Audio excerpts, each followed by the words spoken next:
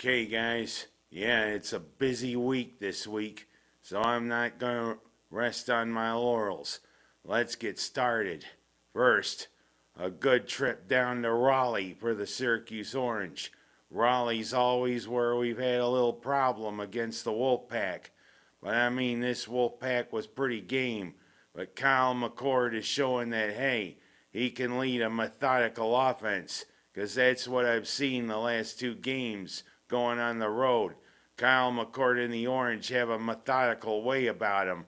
But the thing is, they kind of give up too many plays and give up too many mistakes at times. And it turns into a nail biter when it should almost be a big Syracuse victory. Heck, look at UNLV. And heck, look at North Carolina State. The methodical way that the Orange do and Kyle McCord, they dominate time of possession. And when you dominate time of possession, you should win handily. But still, it's Raleigh. It's an area where the Orange have had trouble in the past. And the research triangle seems to befuddle the Orange at times. But it didn't befuddle the Orange. A nice 24-17 victory, even if we did have to get a first down to cinch the victory. We escaped the research triangle. We are idle this week. And then we go against our friends who are having a pretty good season. Our friends from Pittsburgh, our rivals. They're having the best season there right now since Dan Marino was the quarterback. Pitt always is a tough out. Pitt, lately has been more dominant in the series until last year when SU took a page out of Vince Lombardi and other old coaches, using the run almost exclusively to beat the Panthers.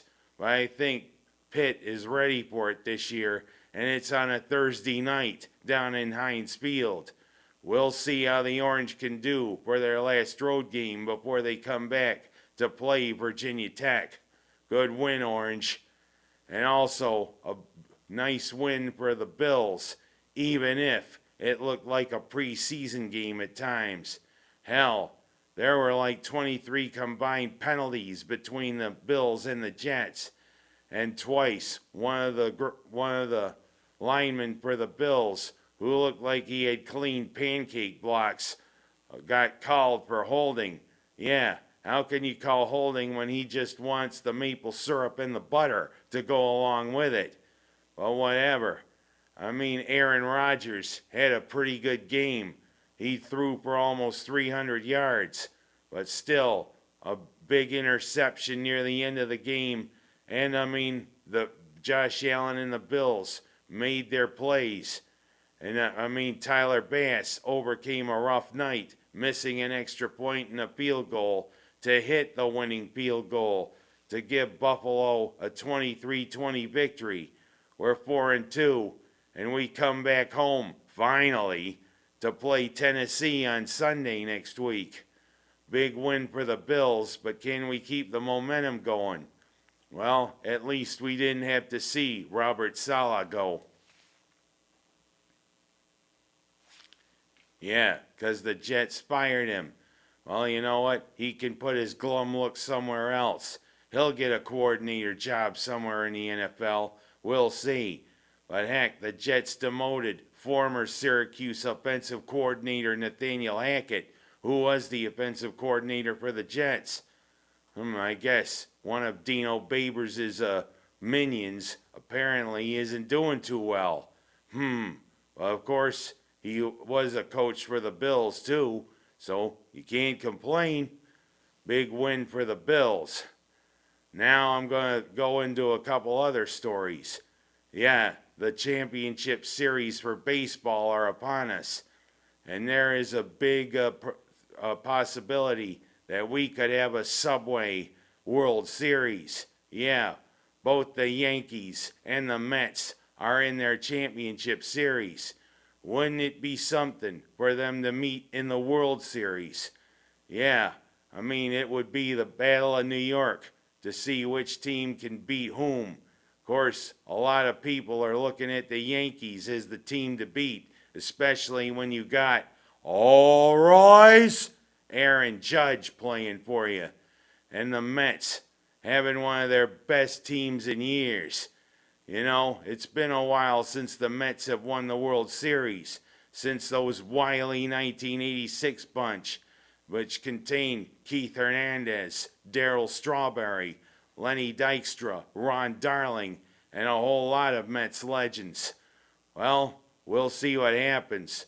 The Dodgers and the Guardians better watch out. It shouldn't be Guardians. It should still be the Indians. It's like what they're trying to do with Columbus Day to Indigenous Peoples Day. A lot of people want to eliminate history. You know what? Screw it. And that's why I have to say, hey, it should be the Cleveland Indians. Screw it. But I digress. Oh well, could be the Mets and the Yankees in the World Series. And also another great couple other great sports are right on the cusp here. The NHL has opened their season, and we're hoping that finally the Sabres can eliminate the playoff drought. They kind of started a little slow with those 2 losses playing over in Europe, but they finally got on the win board against the Florida Panthers. I'm kind of thinking this year that the Sabres finally get rid of that jinx that's been on them for years.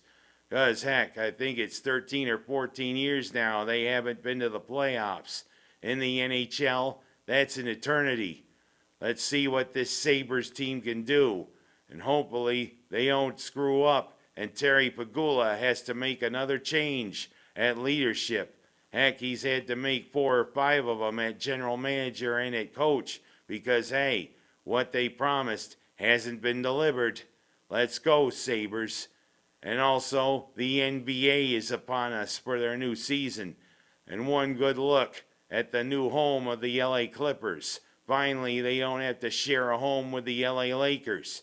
And it's now the Intuit Dome, which was financed and helped built by donations from the guy who worked with Bill Gates for so long, Calmer. There was a pretty good 60-minute story about him and what he did with Bill Gates and what he's done to help the Clippers. You know what? This former Buffalo Braves team may finally start out drawing the Lakers. Who'd have thunk it? Oh, heck, Jack Nicholson will still be there watching the Lakers. And heck, we might still see Bella Hadid there in the Lakers, wearing her Christian Louboutins while sitting on the floor. Who'd have thunk Christian Louboutins was a great shoe to wear while watching an NBA game? Wouldn't your feet be a little uncomfortable? But of course, you look at the sole of those shoes and you'd see red. Another NBA season is upon us. Let's keep it going. And last but not least, my look at the local scene. Waterloo, with a pretty hard-fought but impressive win over those farm boys from Ontario and Yates County, Marcus Whitman, Bloomfield.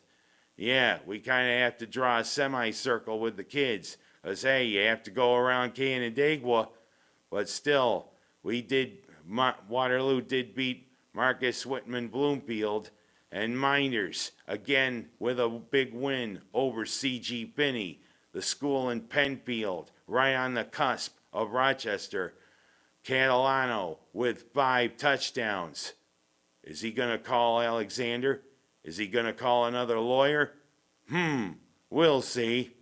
Big win for the Blue Devils, which is a rarity. And let's keep it going this week, Minders in Waterloo.